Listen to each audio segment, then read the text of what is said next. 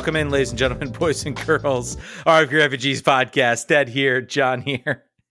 Brian cutting right into the broadcast. I was waiting for the intro to play, but how you doing? The parachute did not deploy. We are all dead on impact. It's all right. We're here. We're podcasting. Brian does some incredible stuff. He's got some incredible content coming for you guys, including we're back on YouTube right now until it explodes. To be determined. We're trying to see if this still works again. So you can watch us anywhere you want. Yes, on YouTube, on Twitch. Feel free to please chime in. Let us know how it's going. Let us know the audio is going. Check us out both places. Obviously Twitch. If you're watching us on Twitch, you got the subscribe button where you can give us some Jeff Bezos money. We always appreciate that. But yeah, I think people should open two windows and stream both the Twitch and the YouTube at once. Exactly. I think that's the optimal way to watch the show. Exactly. Try that. Boost those numbers. Welcome in, guys. John, how you doing, my friend? Hope your weekend was splendid. I think it was. Yeah, I'm trying to remember. I watched a lot of soccer. It was pretty fantastic from that. It was rainy on Saturday, and then Sunday was just El Dia de football. What about you? I won't lie. I was kind of excited on Friday because I was like, there's no Champions Cup. There's no MLS. I can just chill out. Soccer break. Play some games. Relax a little bit tonight. I played some Cyberpunk 2077, trying to get to the new expansion pack there, trying to check that out. I was very much enjoying that. And then it was right back into soccer. I did a live watch along. And then I was going to watch Miami Montreal, but I was like, I'm going to take a nap. I'm feeling and we got a whole other team that's going to kick off their season. We'll get to that later in the show. But overall the weekend was good. A lot of soccer on, certainly to watch that. We've got the Messi Circus coming to DC. I won't really experience it here in Lynchburg, but you might experience it a little bit out there in the reaches in Stafford. Yeah, I mean, it's close. You're closer. You're physically closer than me. So I'm gonna see like Messi caravans on 95, just like people honking horns for 40 miles. Yeah, I'll be curious to see. We'll get into that in a little bit about whether he actually plays or not, or what the status is there. Hopefully, you've all sold your tickets already. Hopefully, your scalp tickets have been scalped already. Is all I'm gonna say. Yep. All right, let's get into it. Let's start talking. DC. DC United 0-0 draw against FC Cincinnati. Let's start from a result perspective. Great result. No Benteke, no Ted Pietro. Pietro was on the bench. Apparently, did something in training. Becoming maybe a little bit of a worrying trend at this point with him. Health was a concern last year. I'm not so concerned about Benteke's 33. He's going to pick up knocks. He's going to pick up injuries. I understand that, but Ted Pietro is 22. Having him out and missing games really stunts this team. So it's certainly a moment for concern. But the team did go out and get a result. And Benteke has been an Iron Man for this club so far, so that he's had a little bit of a groin situation is I one not to be worried about. But I think Ted, following the tradition of other young players who have caught the injury bug early, and it took them a while to figure out what they needed to do to stay on the field. So hopefully it was a one-time thing. I think that they were taking precautions. I think when they look at this game that we had, and then also the one at home against Miami, I think there's one they want to show for a little bit better. So I think being cautious with your assets is probably a good idea, and it might play out exactly as they hoped. Yeah, hopefully it does. I certainly would love to have a moment like Montreal had this weekend against Inter Miami. Game was, I don't think this was a game that will live in the memories, maybe in Alex Bono's memory because he was fantastic. But I think for the rest of us, it's kind of going to be one of those games. It really wasn't a whole lot. It was kind of an ugly game, I think, in most respects. DC really, I really struggle to sort of remember. Like, yes, there were a couple long range chances. I think Click had a nice look from distance. Muriel had a nice look from distance, but really offensively, not a whole lot from this game. And maybe I'm going to kind of bring down the mood. Let me just state the result's great. I think with the injuries and everything like that, vibes are still good. Vibes are still high. I think maybe this game, looking back on it, though, I'm going to have some critiques, particularly, I think mostly at the front three. I just don't think either one of them really were that good. Front four, I should say, Tahome, Muriel. Hopkins maybe looked a little bit better, but didn't really show much. And obviously the continued saga of Gabriel Pirani just not looking like a number 10. So I just want to say on that, everybody, welcome to the bandwagon. You can all have seats in the back. I'm driving the train. That's okay. It's okay. Yeah, I think there's not a lot to. I mean, we'll walk through the game. There's not a lot to dissect. There's only so much you can talk about in a 0-0 draw. where shots were at a premium, at least quality chances. I think there there weren't a lot of moments of real danger. I have in here like Dahome is entirely useless back to goal. So they need to really, when they're stuck into a situation, I think we actually, I had a DM during the game from Matt Doyle saying, boy, is it some galaxy brain stuff to play two wingers as you're pressing forwards and have have Merrill in the back, like in the central midfield. He's like, that's interesting. That's a move. I don't really get it from the standpoint of you can't play the same style when you don't have Benteke, when Dahome is your option B. He is about a foot and a half shorter. He is a lot less strong. His talons are not that. Dahome is a winger. That's what he is. Jammed into a number 9, you're gonna get play like you saw. He was not dangerous. This was he was much more dangerous against Portland. And I think FC Cincinnati is just a lot better defensively. So that could be a little bit to do with it. But Pirani is going to be a major conversation point.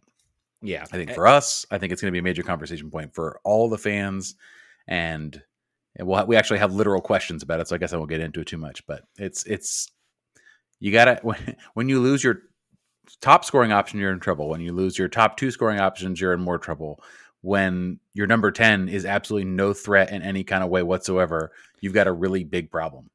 Yeah, I mean, let's get into Pirani, and I think I want to get into this question. I think this is from Esberg. There's a couple of them. Yeah. I want to get to Esberg over in Discord. It's like, who would you have it today? Would you take Edison Flores, if you're new to the team, or Gabriel Pirani? I mean, I would still take Gabriel Pirani or Edison Flores. I know, according to you, he's doing pretty well down in Peru. Very well, exceedingly well.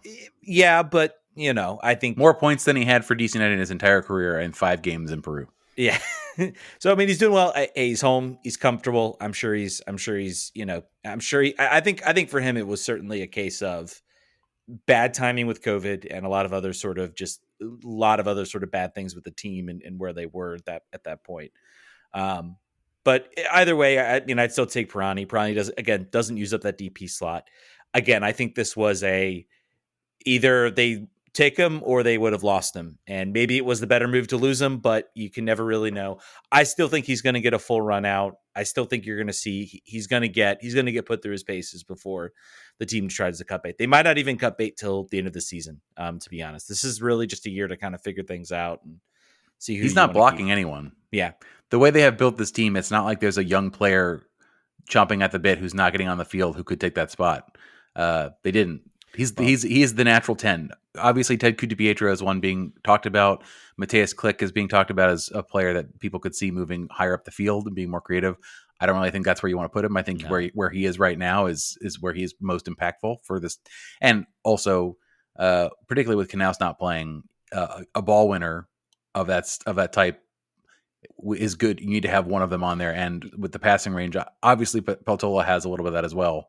But you're taking away Klick's best quality to mask a shortcoming on Pirani. I wouldn't do that. Yeah, and I think if you put him there, then there's a lot of talk. Knaus apparently is close to returning, and I think it was suggested in some circles. Well, play Knaus and Peltola, and then push Klick up. Klick played a little bit at number 10 when this team started out. Didn't look good. I think you lose a lot of your effectiveness. Now, again, this team is a little bit of a higher pressing team. Maybe it fits a little bit better, but I just think what he brings in sort of that hybrid 8 spot is very much a connection between sort of the back line and, when the ball's moved centrally. When it's moved to the wings, obviously it's going to go through either Santos or Aaron Herrera.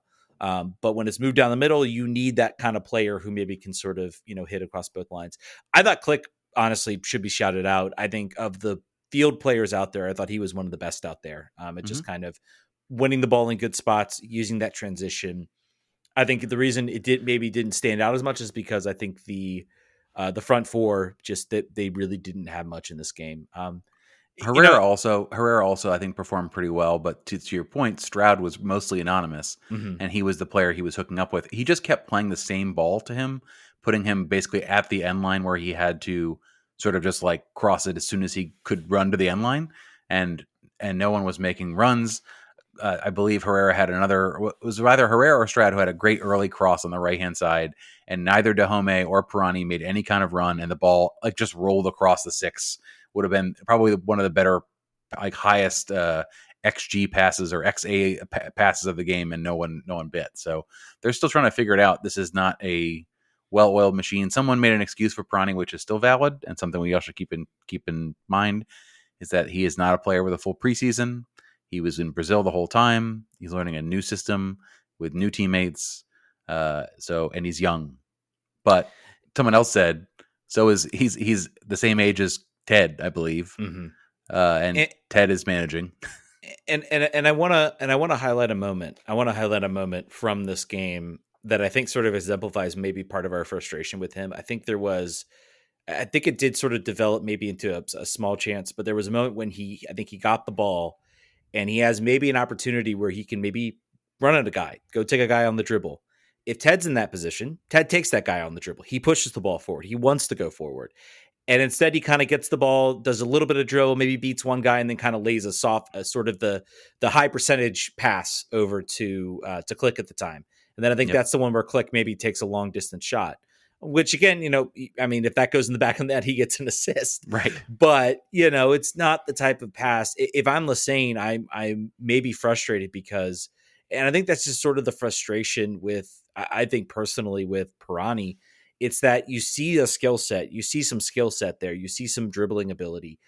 There just doesn't appear to be either he's afraid to do it or they need to get him to say, look, I'd rather you maybe try to make that pass or make that dribble than, don't. And, we don't get a chance that we really want. So I don't know. I think I'm going to start. We'll see in the next game if he starts or he plays. But I think if Ted is healthy and fully healthy, we saw in the Portland game how good he looked off that dribble. I would really love to see him kind of tried out at that number 10 spot and maybe would you backfill him with? Who would you put up as the other forward? As the other, I mean, other forward as far as the attack. Yeah. So on the left wing, who would you put? Would you move Pirani to left wing? I think you maybe try to move him there, see what happens. He played there. He managed there towards the end of the game. Before he was subbed, I think was he subbed off? He didn't go full 90, right? Yeah, he was subbed off for Fletcher. 60th minute, yeah.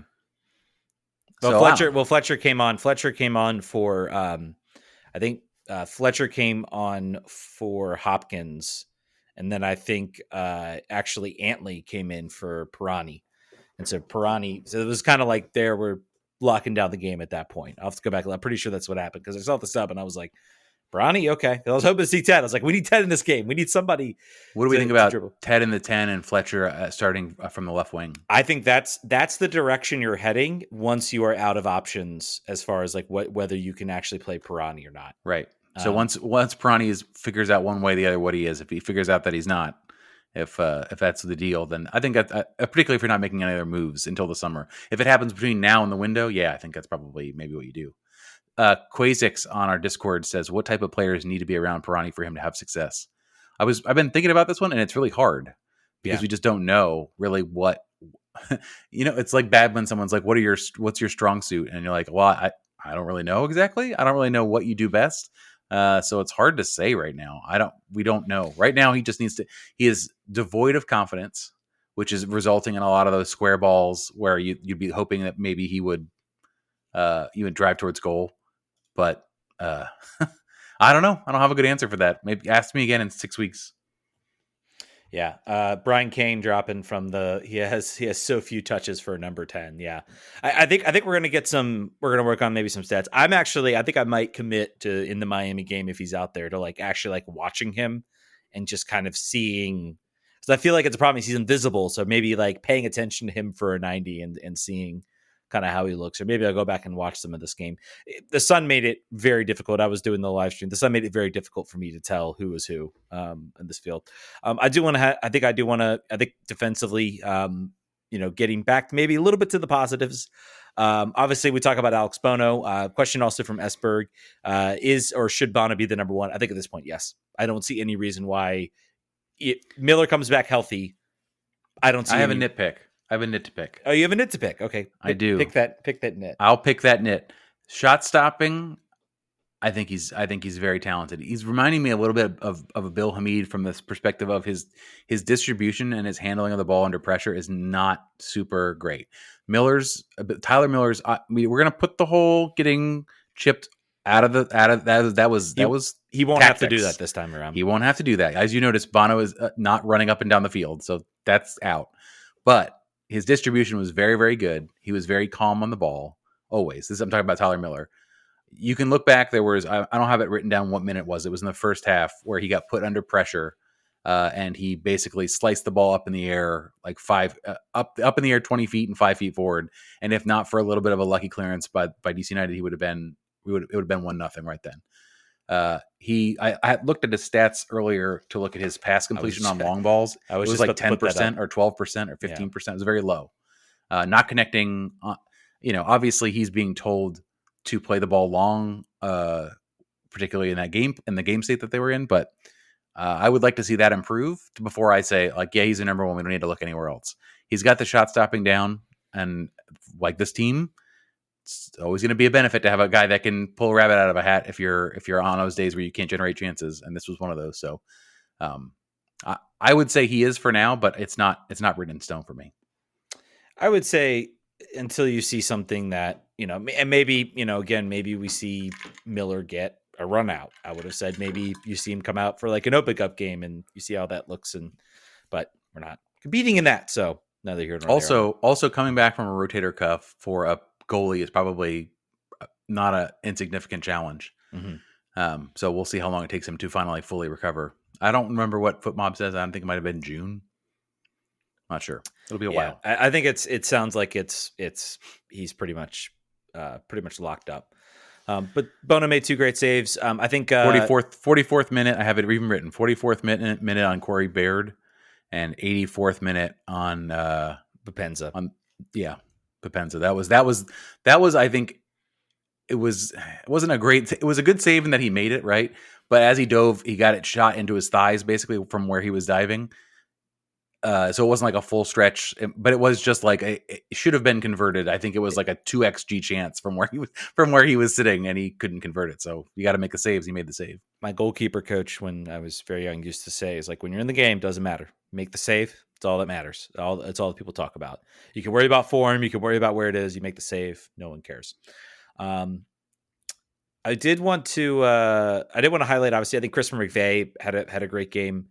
I thought they did. Too bad he destroyed Lucas Bartlett and required him to be substituted. That's something to watch for this team. I think we're seeing the beginnings of sort of the injuries piling up and concerns about depth. I got very worried when Bartlett was not looking healthy, and then they subbed on Akaboni. Not that I don't think Akaboni is a good player. I was just like, this is like not a good situation. He's got to be on it. And he was. I mean, I can't recall really having much to do in this game. And he didn't. Yeah, so it wasn't too much from there. I also want to shout out Santos a little bit. I think he was pretty solid defensively. I feel like this was like an improved.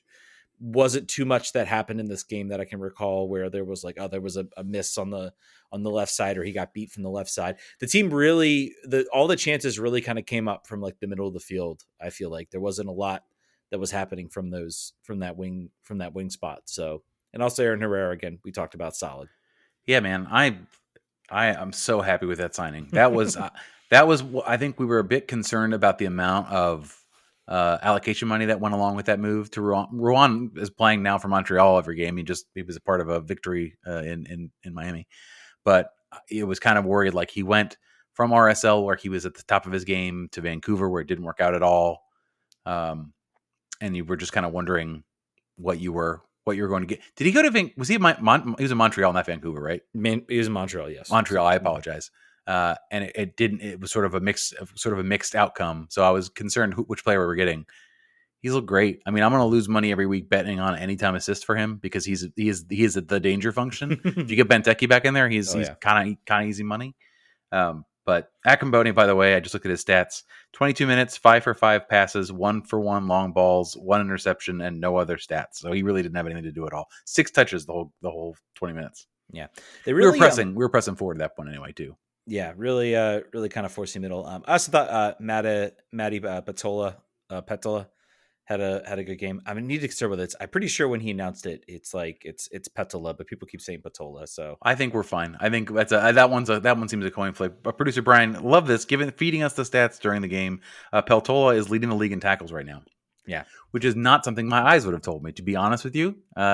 He says he's much more of a standing tackle guy than a crunching tackle kind of guy. Yeah. He is also transparent when he's wearing the white jersey, so you'll have to keep your eyes on the blurring white blob in the middle of the field. You'll find out where he is. Hopefully the sun won't be too bad and we can actually see the numbers on the back. That was my biggest struggle here. By the way, 13 of 16 on ground duels run according to FootMob on him. So he's the standing tackle master, man. Yeah, that's great. 5 of 8 tackles. I thought he was solid this game. I thought he was, again, just showing, I think just being that sort of number 6 destroyer in the box.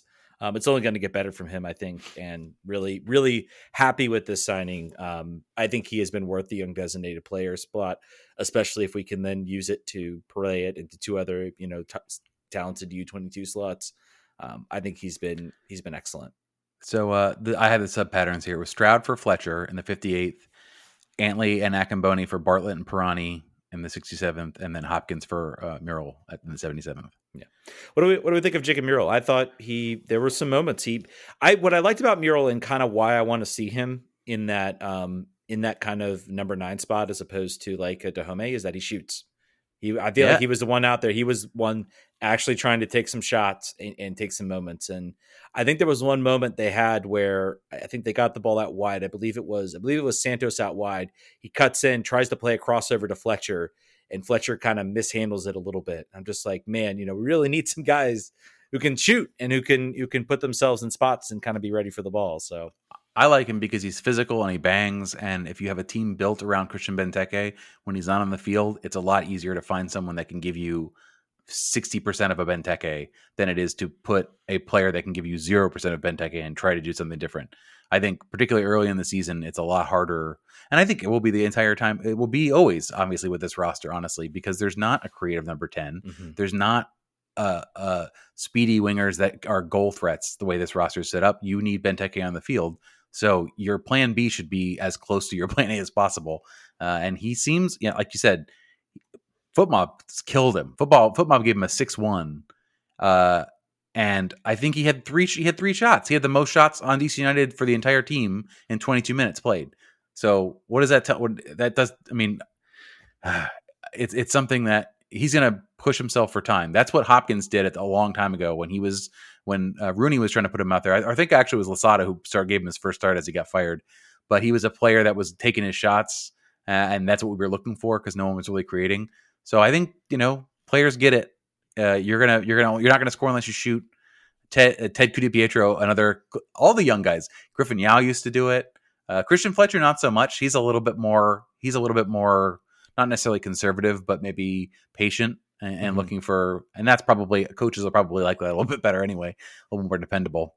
But I want to. There's a question about him. I think it kind of fits right into this. Given Lasane's comments regarding Fletcher's consistency versus skill, I don't think he'll be a starter this spring. Maybe he will break in this summer. Thoughts? I guess was this in the post game conference? I missed it. I listened to it. I didn't quite catch this part, but maybe maybe it said somewhere else. Maybe it was the pre-match. I think he did talk a little bit about him in the pre-match. I think I think that there's when you go up and down the roster and you think about other potential spots. The first thing that I'm thinking of, Jared Stroud, shouldn't keep anybody off the field. He's fine. He's a good MLS player.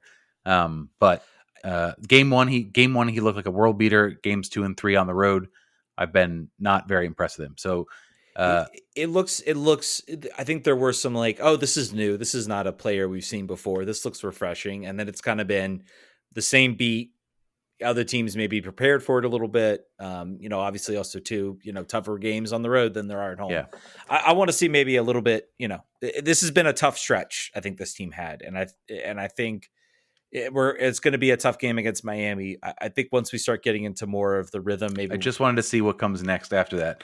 St. Louis, Montreal, Columbus, Orlando are the next 4 games. Ooh. Orlando, St. Louis is a game that I would like to see us at. Mm-hmm. None of the rest of them. And then Orlando is 0-2-1, so maybe them too.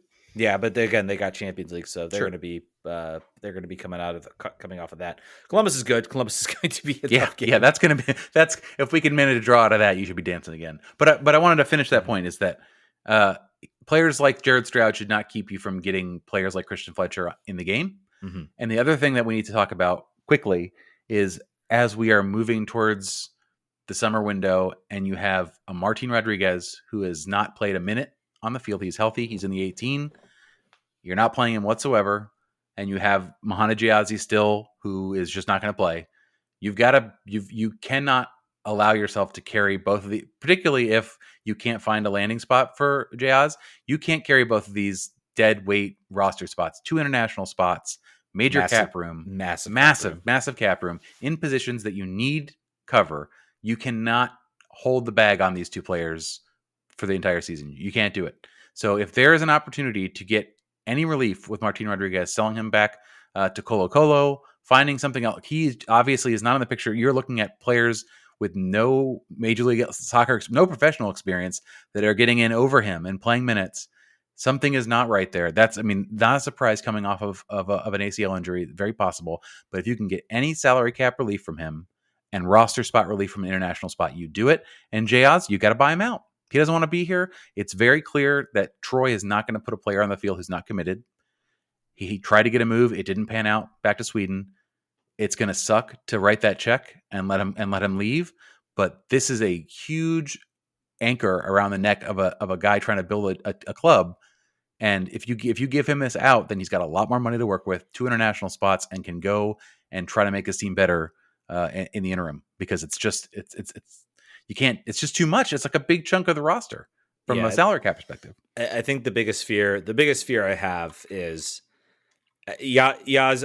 I think you buy out. You obviously have one contract buyout. I think I agree with you on Mohamed Yaz. Buy him out.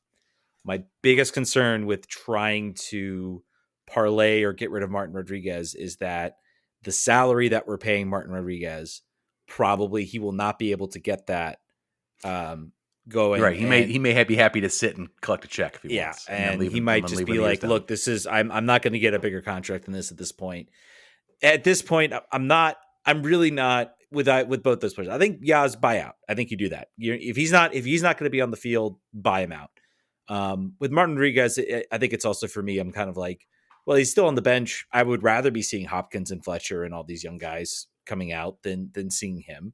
If he sits on the bench for a year, again, what is this year about? This year is about doing these things right now. I think he will get some appearances. I think eventually the depth is going to run out, or maybe we get to the summer and suddenly it's like, hey, we're sitting pretty right now. We're, 5th, 6th in the East. Maybe we can make a run.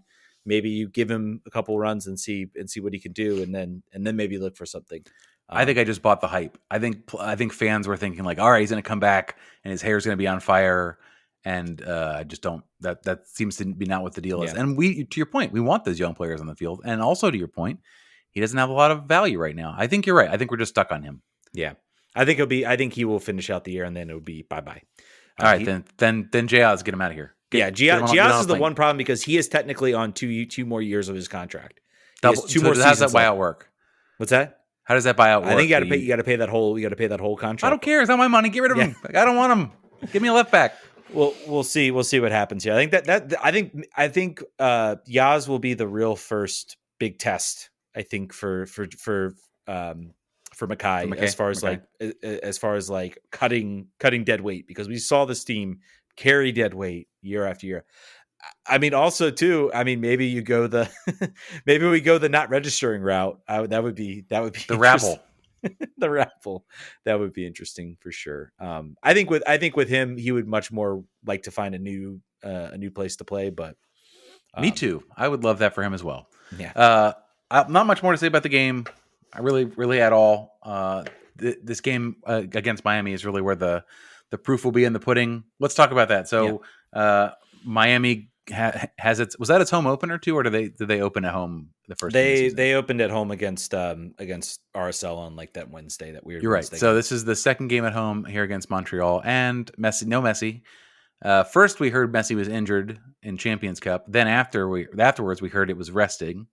Tata Martino said this was my plan all along. I had to rest him eventually. I'm resting him here. This is the game we picked, which tells me that he's going to play against Nashville on Wednesday. Mm-hmm. I think he plays against. I think he.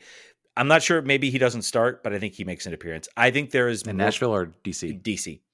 I think so too. I think there is more pressure. I think they are actually going to look at these home games as these are our moments where we can rest them because there's 15, 16 other times that people can come see and play. And if we've got schedule congestion, that's the game we're going to choose.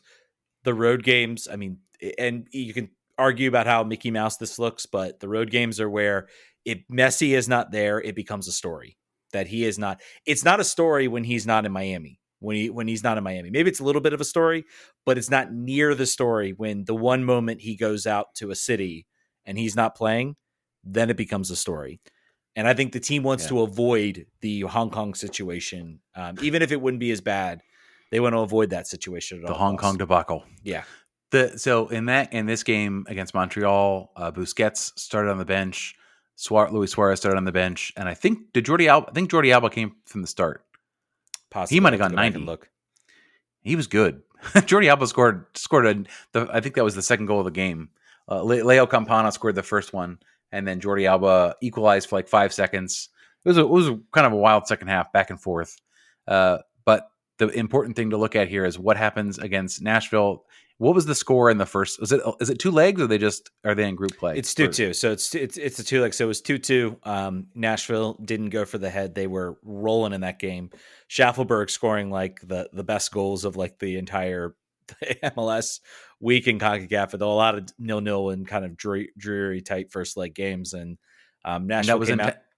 That was in Tennessee. Also, the first leg was in Tennessee. That was in Nashville too. So 2 away goals for Miami that really Nashville could ill afford to give up. But I used the Thanos meme. You should have gone for the head. They really should have buried that team, and they left it hanging. And when you got Messi and you got a huge amount of talent, doesn't matter how bad it looks, they can turn it on a head. And that's something for DC to consider. I think you watch that Nashville game. Miami did not look good, I would say, for about 80 minutes of that game. But I think they kind of are. They're playing a varied game where I think they know this is what we have to do, and they make adjustments very quickly, and they've got the talent to do it. They're still an incredibly talented team. It is wild the difference in danger and also in confidence that they had when they had almost all of their stars on the field. In that last 15 minutes, they looked exceedingly dangerous. So I think he probably plays. I bet he plays. I bet he starts in Nashville, plays 60 minutes depending on the game. He might even go longer than that, to be honest with you. He might go most of the game. I think that'll definitely be a game state type of thing. If they are up 2-0 or up 3-0, by halftime, I think they will look to maybe try to bury that game early. You get a couple goals, you kind of bury that game early. As opposed to that, was that the RSL game where they were up 3-0 at halftime, or was that the second game of the season? I think that was the Orlando game. Is probably what you're thinking. It was the Orlando game, and I was like, "You're worried about fixture congestion, or you're worried about fixture congestion in these tired legs, and you're keeping all these stars through like the middle of the second half." Like, all right, well, no one's gonna cry for you later, and I'm not. No one is crying. I think that's still the case. So if you're a DC United fan, you're probably gonna see some of Messi, and I hope we don't see too much of it, because I think that their offense is a lot more dangerous. They are running downhill when they have all those players in the field. Lucas Bartlett, rest up, get in the cold spa, make sure you're ready to go. Yeah, I was nervous about them. I was like, oh my gosh, we have Matej Akambone. I think that might wreck his confidence to have to go up against Luis Suarez and Lionel Messi and Jordi Alba and Busquets. Good luck. But yeah, so. But also to think here, guys, we did not 5 points were not in our brains coming into Inter. I think we both talked about it. That was not on deck. So if this goes badly, it's entirely possible it does. If it does, that's okay. Roll it over. You got St. Louis next week, and that's a super winnable game. And you don't have any all-time greats, or just like you're not going to have game too. St. Louis. It's not exactly an easy road game. So it isn't. But also this DC game might feel like a road game too, to be honest. So there's that as well. Yeah. We got some more questions when I work through those as well. Sure. Frank Itzo says DC United maybe got lucky on some of the Cincinnati chances late in the game, but how much credit did the defense deserve for shutting down, blocking, and intercepting the ball to prevent Cincinnati's attack? I mean, they're the reason this game. I thought they did, particularly I would say about most of the first half, and then I think a little bit I think Lassane talks about this. They did kind of lose their shape a little bit. I think their defensive structure was really good. I think they were able to transition those chances. I think the issue, I mean, they got, it was great they got out with a point. The issue with this team is always going to be they're still going to leak goals. There's still going to be goals to opportunities. But when they have those chances, right now the system is getting them points right now. The way Lassane has this team set up is what's getting them the points. The individual performances, particularly in this game, were not there. The individual performances for, I would say, 80 minutes of Portland were not there. Everything was there against New England. They played excellent in a lot of states, but they also missed a lot of chances too. So this is what this team is going to be playing a little bit on a knife's edge, particularly defensively. So, and if they don't convert their chances, this game could have easily gone, could be 2-0 Cincinnati. And we're maybe having a little less positive things to say coming to the Miami game. Mario Aguilar, who I believe is a Patreon subscriber because I just mailed him out some stickers today. I'm not seeing the initial hype around Peltola. What did you expect from him going into the season, and has he lived up to those expectations? Well, we just said that he leads the league in tackles, so that's been good. Ted, you're the one who wrote the article. What were you expecting, and has he been sort of what you thought he was going to be? I mean, I was expecting maybe the defensive play to be there. I'm really not sure when you're talking about a number 6. I mean, what are you expecting to see? I don't know. I'm just I hear that and I'm just like, are people just like not? Are people just kind of watching the front 3 of the game? And I'm not I'm saying I'm sure you're watching the games, but I don't know. I feel like I just feel like the tackles, the work rate, sort of in the defensive third. I think he has showcased some sort of light dribbling moves. He's not going to be Andy Nahar where he's going to deke 3 guys, but what he's going to do is make a light touch, push the ball into space. I think we've seen a lot of those types of smart plays. So I think he's been excellent, to be honest. You struggle when you're a number 6 designated player, even though it's a young DP, and sort of being touted as the one major signing of the offseason, which it was. Mm-hmm. And he's understated. We talked about sort of his game is you're not going to see him really just, break lines over and over again. He's not going to be crushing people in the tackle. He's just going to win the ball back and then move it back along. And that's kind of what you need. But I can understand people sort of not seeing that. And he's not standing out unless you're really looking for him. Arnolito says, I think it's the way he plays. He looks kind of lazy. That's been a lot of players sort of like, that's happened to a lot of players over the eras. And I think too, I talked about it the first 2 games and I thought it improved in this game is that he's a slow to react to pressure. And it didn't bite him in the back too many times. He was able to move the ball around, but it always seemed like it was just a little bit late than he should have recognized it. But I thought in Cincinnati, he did really well with that. So getting better again. He has had some time off before, and I think maybe there's a miss of sort of expectations. The fact that you look at him as the number signing, so you're expecting like this completed product. Yeah.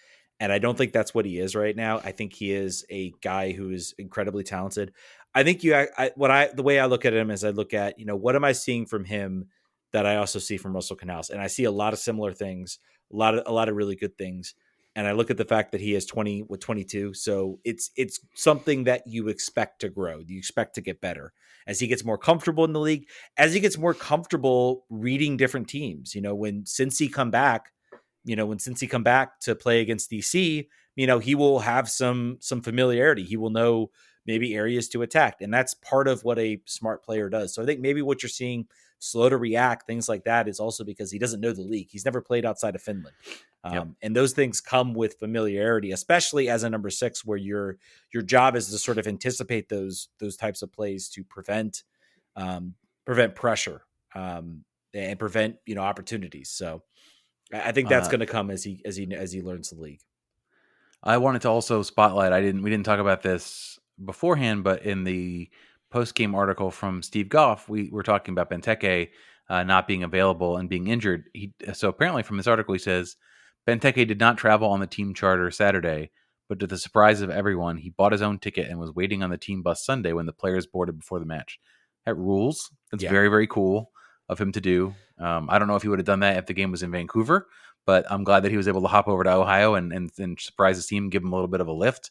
That is a veteran. I mean, that is not what you expect out of anybody, much less your superstar designated player who could be anywhere doing anything. So that rules. Buy or sell this. Benteke has been the best designated player for DC United. Buy. I would So go fast. buy. Smash. I think Luciano Emilio technically was one of the club's first DPs. He did not. He was good, not on a DP contract, and then he got a DP contract, and he wasn't very good. But he would maybe be the other argument there. Again, Acosta, not a DP that has been pointed out for us, not a DP for DC United. But honestly, Benteke. I mean, Wayne Rooney obviously had like a good half season. 2019 was kind of it was good. He was certainly there. I think what we're seeing from Benteke, again, you talk about that's something I didn't know about him and maybe we didn't see it broadcasted much last year. Maybe the situation with Rooney, maybe didn't feel engaged. And so maybe he needs a vibes coach. Maybe Benteke like thrives in like a positive atmosphere, which if this wasn't here last year, and then you've gotten that out of Benteke, who's on the last year of his contract, like, holy crap, we might have like an incredibly good coach in Lesane that he's been able to do that. Because Benteke could have very easily been like, this is my last year. I'm out here. I'm gonna out here play and sign my contract, but I'll be gone. I know I'll be gone. But he seems like he's making a case how he wants to stay. So I'm gonna go to Miami since I can't be here for the game. I'm gonna go get away for a weekend. That's easier to do. I was just gonna say, like, if you look back to quotes that Pablo got out of him when he got here, talking about how he wanted to, for the first time, make a move that he wanted to make.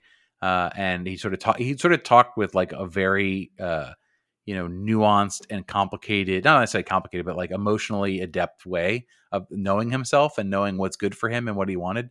So it would not surprise me in the very least if he found maybe the first time in his career, I don't have the full coaching docket of teams coaches been coached by, but I don't think hasn't had a Troy, a coach that's sort of set up for like that. Not to say not like from a tactical standpoint, but from a warm and fuzzy, build the camaraderie and that style. I don't know. I think Jurgen Klopp would maybe like a word, but how long was he at Liverpool? He was at Liverpool for I think a year or so. I can't remember how long it was. And then he was gone. So apparently it did not vibe. But also I think it's an incredibly tough team to stay at the top, and that was a team too that was. He was early on, sort of in the rebuilding process for Liverpool, and then they've developed. It takes some time to kind of develop all of that, but maybe Klopp's gotten some lessons from New Mexico United. Maybe he watched some games, saw him on the sideline. Maybe entirely possible. Maybe Kevin Case on Twitter says, we kind of got into this, but I want to make sure if you get us a question, we're going to read it. Yeah. Kevin Case Case closed on Twitter says, how many games does Pirani get to find his form before Troy stops starting him? Alternatively, how many games should he get? So we kind of talked about this. There's not really a ready-made replacement. There's not really a hurry to get rid of him. He's on decent money, but it's not hamstringing you like other players that are not playing right now that are costing us a lot more money. I think he gets to the summer. I think you keep playing him, maybe give him a rest here or there if he's showing fatigue. But you just keep on rolling him out there and see if you can figure out what he needs. Because I totally missed the name. I was about to wait for you to stop. I totally missed the name of which player you were talking about. Pirani. I kind of guessed it, but yeah. All of our questions mostly are about Pirani sucking right now, which is, again, and for the first time, like, the color commentator was ripping. She was ripping him apart. Horrible. He if he goes back and watches that, he's gonna be a little bit like, hey, we all were bad. Hey, what's going on? Yeah. Brendan Cartwright, friend of the show and best tweeter on the planet, says, has Tyler Miller moved into the Mohanajaz Martin Rodriguez zone in terms of the front offices? Can't wait to move this guy rankings. I don't think so. Not yet. Yeah.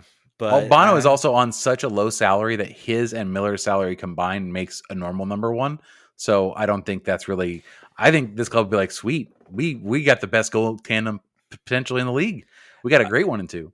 I think we'll see. I think we'll see Miller get a run out at some point this year. I think you'll see him get a game or two. I mean, obviously, I think he's injured. Like you said, his injury situation is pretty bad. He probably won't be back for a little while.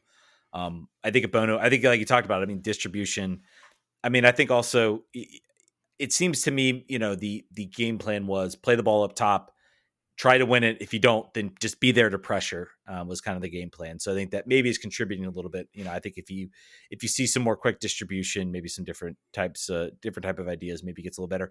Maybe his numbers shoot up when you've got Christian Benteke winning those.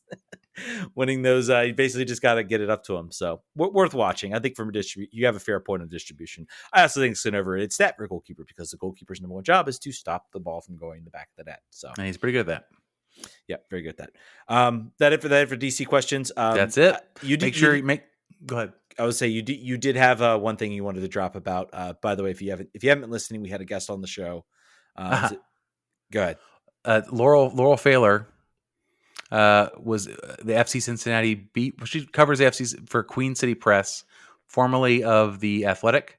Mm-hmm. Found out that she got her credential banned.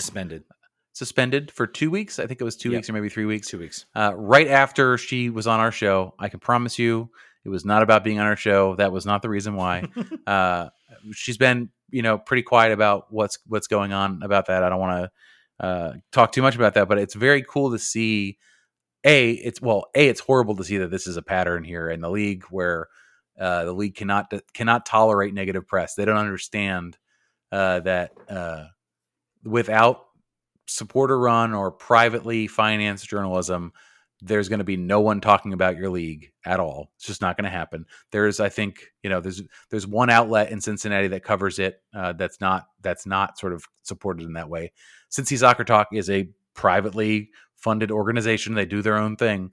But if you ice these groups out, you're going to realize how little you matter to your town. It's the noise will diminish greatly around it. That's known. When we talked about that, about our situation. But the cool thing is the official radio station, like the flagship station of FC Cincinnati, has said that they will refuse to speak about the club until she is reinstated.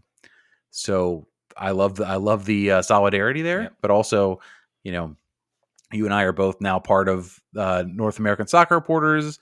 You have seen a bunch of people league wide have this happen to them, where front offices and PR staffs have cracked down on access.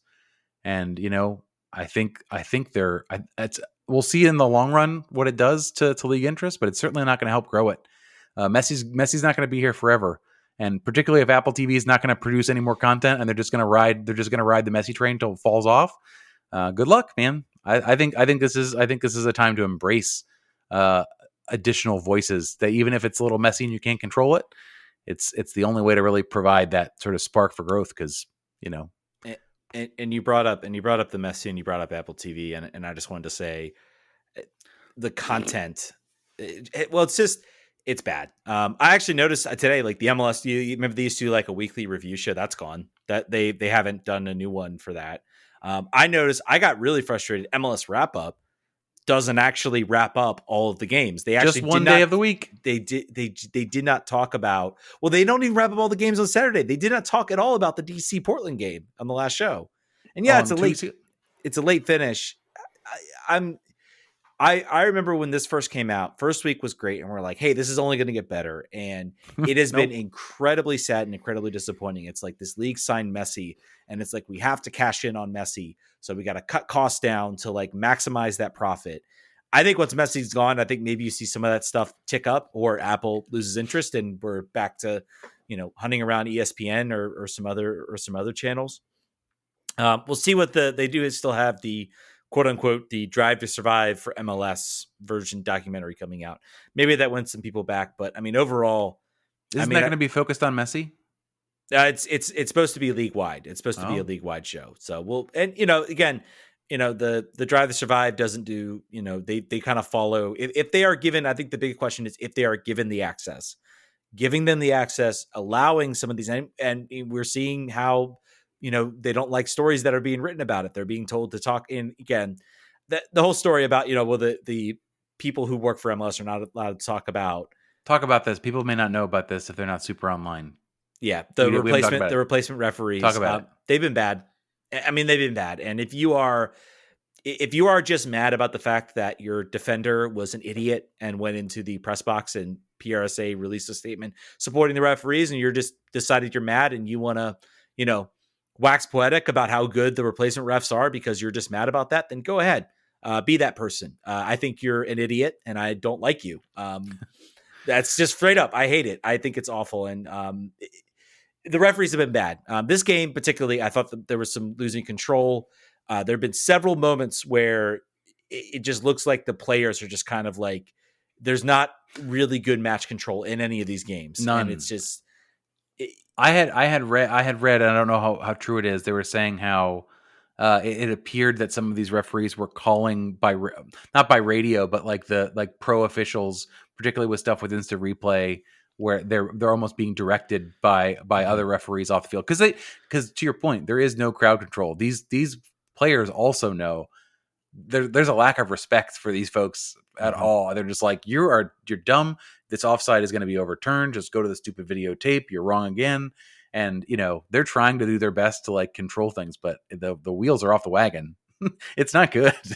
But the thing I wanted to make sure you comment on was that I thought you were going with was the fact that Apple TV, because again, this is all very centralized, got a league-wide memo saying, hey, stop talking about the referees. You can mention it in passing in the pregame, but you can talk about how a call is bad and how it's a mistake, but you can't allude to the fact that why that might be the case. Yeah. And it's, to me, that's kind of like, I don't know.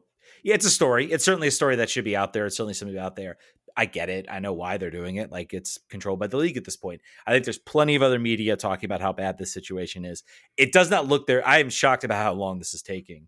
I am very surprised. I don't think there has been a moment. There was one potential moment in the Atlanta-New England game where the referee blew the whistle for a PK right as Atlanta was scoring.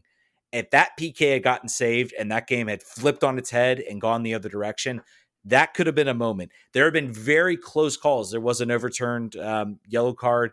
There hasn't been, I think, something so horribly awful, other than, I guess, the missed throw in.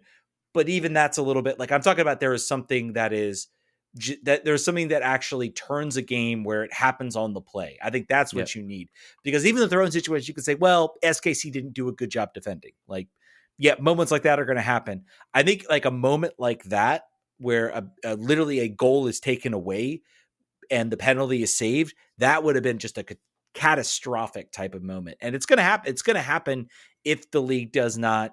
They are playing with fire every single weekend that they do not bring these referees back in. There's going to be some type of major calamitous moment that's going to get coverage everywhere about how bad it is. So, and as it came out today, PRO and PRSA are not involved in any negotiations, no meeting planned with the league. So that's a bad sign. You usually want people talking to each other across the table if you're going to find progress.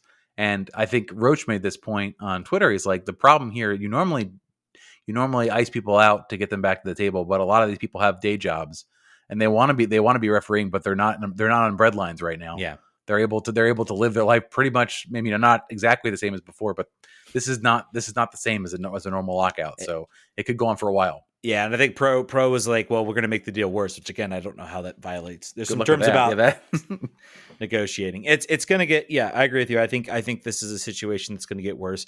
I think Pro is seeing.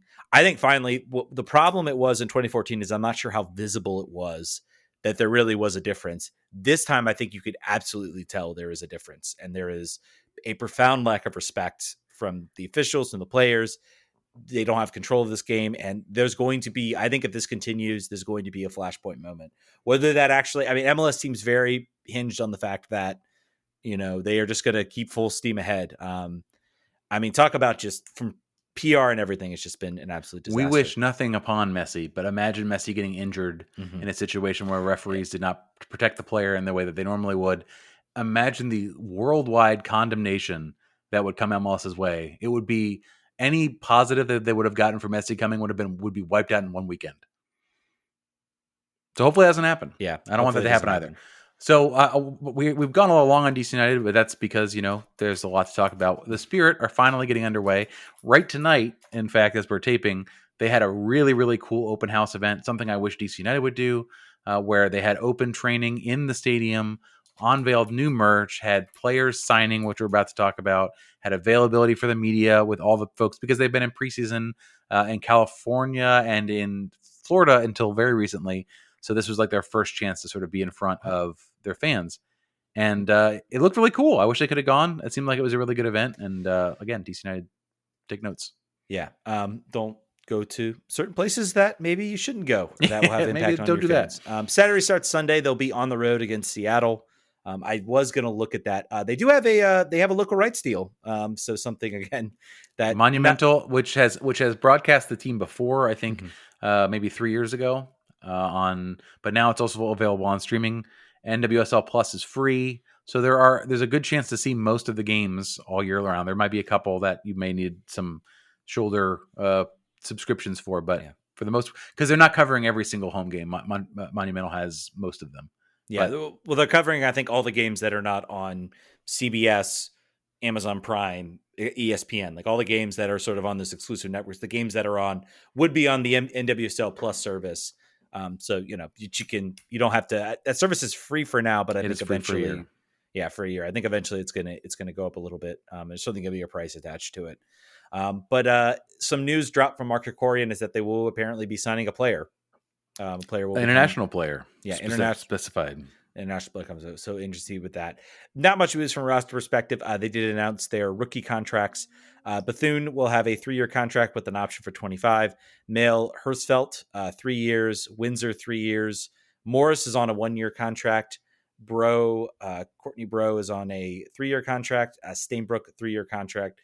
So they're with the exception of Morris, most of the players from their draft. And then I think it was Pajil, one of their draft picks, apparently still recovering from an injury. So she had a knee injury in the college season, I believe. Yeah. So Corey Bethune is the player that you are looking to most hopefully contribute quickly with the loss of Ashley Sanchez. She'll get a run out for sure. We have had no preseason availability. We've not seen any games. We've not seen any write-ups. We don't know any scores that have occurred. So if you thought making NWSL predictions was hard before, it is solely based on roster moves. And if you're looking at the Spirit roster right now and saying, are we better than we were last year when we did not make the playoffs? Hard to say yes. Yeah. Hard to say yes. Casey Kruger, although she played, and we'll talk about what happened on the weekend against Brazil. It's great to have her there. I think that strengthens the right back position. I don't know. Yeah. I don't know. We'll see. We'll see. It's certainly going to be a team. I mean, this is like a rebuild question mark for this team. Is this team rebuilding? Are they not? I think it's hard. It's hard to imagine we'd be here. I mean, I've been thinking about trying to write a preview for this team, which I think is going to be difficult. I'm just like, I mean, it's hard to believe we would be here after 2021. I think we all thought that was the beginning of something like really special for this team. And the fact that we're kind of here almost talking about whether this is a rebuild or not, I think they'll be good. I think this team is maybe rough to start the year, but I think they're going to try to target that summer window. Coach is going to be back. Maybe there are going to be some players from his teams that are going to want to come. Yeah. They're going to get some signings in. I would say, mm-hmm. I was just say I talked about the additions, and to not say that you've just hired Jonathan Duraldez from Barcelona is probably a major injustice to what they're operating on. So I want to make sure I remedy that. The new coaching staff, highly desired coaching staff, probably one of the most sought after coaches in the women's game after Emma Hayes has already taken a job for the U.S. national team. He was probably the number one name on everyone's lips. So we'll see. Is this international player that's been teased going to be a player from Barcelona, a player of a major stature and caliber? I think that's the right move. This team needs to sort of reinvigorate their intention with their players. Ashley Hatch got a 3-year contract extension. Trinity Rodman's still here. Andy Sullivan's still here. Aubrey Bledsoe is still here. I'm sorry, Aubrey Kingsbury is still here. Yeah. But, for whatever reason, I think if you're looking at this club and saying, yeah, but what did Gotham do this offseason? Signed everybody from free agency. Signed everybody. What, how's San Diego looking this year? Like there are new teams on the block, and you got to stay relevant. You got to stay current. And all you've done so far from that perspective is trade your number 10 or your number 2, Ashley Sanchez, to North Carolina, who I bet is going to crush down there. And, it's all to be done. So make a big splash. And then I think the vibes were going to be returning back in a positive way. Pay a transfer fee. Go out. I mean, you did for your transfer. You were gonna spend $500,000 just to get your coach early out of Barcelona. Mm-hmm. Like spend. You're right. The money is there. Clearly, go spend it on players. I mean, this is something that's been talked about. Transfer fees have not been a big thing. I think there was a record broken for a transfer fee. I think BFC did it Yep. for a player. They broke a record as far as paying out a transfer fee. That's the direction. That's the direction that I guarantee the women's game is going to start to go. There's going to be a lot more of those. It's probably going to rise very quickly. You have talked a big game about how you want to make this team. That's some things you got to go out and do. To follow that up, that's Rachel Kundanaji, who played for Real Madrid or Madrid. Mm-hmm. The max fee in the world for a women's player is $787,000 in February. So, like I said, I think they were going to pay $500,000 to get Geraldes out of his contract. So the money's in those couch cushions. This is a chance. Flex on some, because I don't think in NWSL, I'm not sure transfer fees are factored in the way they are in MLS, amortized over the length of the contract. I'm not sure, but if they're not, that's just money to spend. And they're also I'd be willing to bet they would be, but they're also expanding the number of international roster spots to 7 this year. Yeah, which teams did not. I mean, I guess maybe they did know, but it wasn't public information until. And we'll look at the Spirits roster to break that down. I know they've got some room in that capacity as well. Yeah. I think they may only have 4 internationals, but I won't try to count them now as we're talking. As we're talking on this show. That's a high wire act that I don't want to do. We'll definitely have some more content coming up for the Spirit previews, reviews. We're going to really try our best to keep that content train going for you guys. And you guys have been really liking the written stuff. So we're definitely going to keep that up. Let's talk a little bit. I want to touch a little bit on the Women's Gold Cup. Obviously, from a Spirit perspective, Trinity Rodman, of course, winning the Women's Gold Cup. Thought she played well. She started most of the games. She looked good. I wouldn't say this was like a pretty or dominant performance. I think from the U.S. women, the Colombia game was probably their best moment where they looked like they were themselves, so to speak, their dominant selves. The Canada game was an absolute mess, and this whole tournament, I think I've been annoyed. For me, I've been annoyed because the games have all been like at 10 p.m., which is annoying on the East Coast. I think it's great that this tournament exists. I think it should continue as kind of a way to bring in other, bring in your South American teams. There needs to be more tournaments like this. I think the ultimate goal, I think, for FIFA should be to turn the Olympics back into a youth product, just like the men, and actually have enough capacity where you have these confederational tournaments and other things that you don't need the Olympics anymore. Because the Olympics has shown, 18 players get called into that group. So it's a short roster. They've shown no signs of actually trying to increase that. So again, I think it would be something to look at. Maybe hopefully that might shift to sort of how it is on the men's side. But I think overall, I think they got the win. I think that's probably the most important thing right now. Get some confidence back after the World Cup. I thought the Brazil game, I don't think either team played necessarily that well. I think, the U.S. did a good job shutting them down. Nice goal from Lindsey Horan. They tried to play Roosevelt as a winger, which is never going to work. And I don't know if it's like a lot of experimenting. We'll see when Emma Hayes gets here. Maybe she has some different ideas. I think they use this tournament a lot as kind of a test bench for some ideas. Maybe they want to try at the Olympics. So I don't think the Olympics, winning the Olympic gold again is the goal here. I think the goal here is to try to build a foundation at the Olympics. Win it. If you win it, great. But if you're at least competitive, and then the real goal here is the World Cup is seemingly going to go to the U.S. and Mexico. That's your moment where I think you really want to have the strongest team out there. So, yep. So, before we wrap up, I want to make sure I throw some spotlight on Loudoun United getting a extremely unlikely road point against San Antonio FC. They go down 1-0 on a pretty stupid mistake by their right back, whose name is unfortunately escaping me right now. Go listen to Next in Line for make sure you listen to Next in Line. I'm going to watch all these games though. That is my promise. That is my guaranteed promise.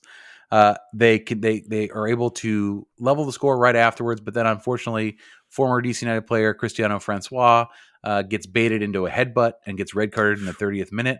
They are down a man for 60 minutes against San Antonio, who's one of the best teams in USL. Did they win the championship last year or the year before?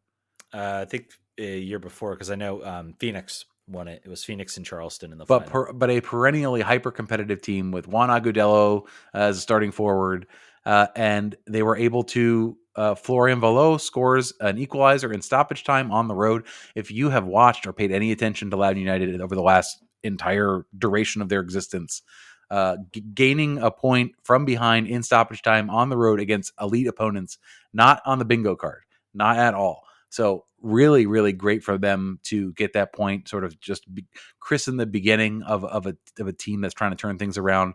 They are at home on Saturday against North Carolina FC. If you don't have tickets to go see the Miami game and you want to see soccer this weekend, I encourage you to go check that out. They appear to be the business, and it's great to have yet another competitive team to watch in the region. And they actually will be in the Open Cup, so there's that. Yeah, there's that. They will be the only DMV. Well, I guess Nova is. I don't know. Christos maybe has they're Baltimore.